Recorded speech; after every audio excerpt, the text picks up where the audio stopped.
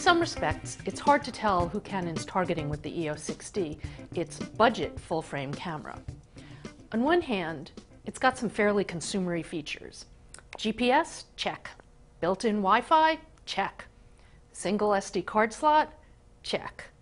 Viewfinder with less than 100% coverage? Check. Wimpy autofocus system? Check. On the other hand, it's missing things like a built-in flash that you'd expect in a non-pro camera. But it's not that the 6D isn't a really nice camera. I happen to like it a lot. It's got great photo and good video quality, a relatively fluid operational design with a soft shutter action and a solid but not weatherproof build. Photos are everything you'd expect from a full-frame model. Sharp, with good tonal range, and they're usable well into the higher ISO sensitivities, with lots of details in the highlight and shadow areas.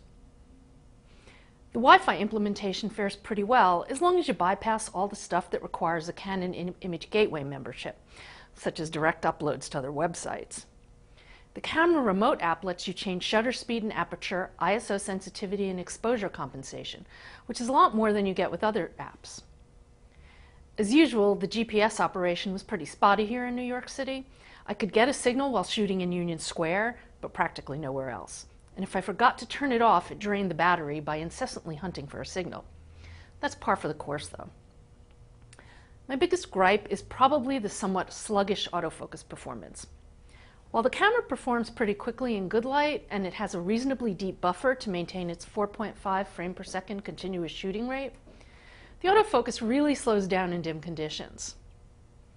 I think what's most frustrating is that the 6D should be clearly better than the older, cheaper 7D, and it's not.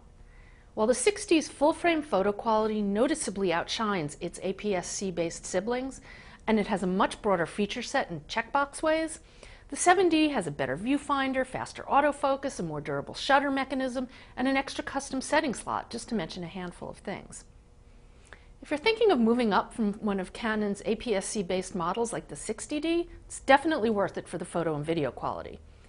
If you're considering it instead of one of the more expensive full-frame models, it's a fine alternative if you don't mind the 97% coverage viewfinder, single card slot, less durable shutter, lack of a headphone jack, fewer customizations, and all those other little ways in which you might have to compromise.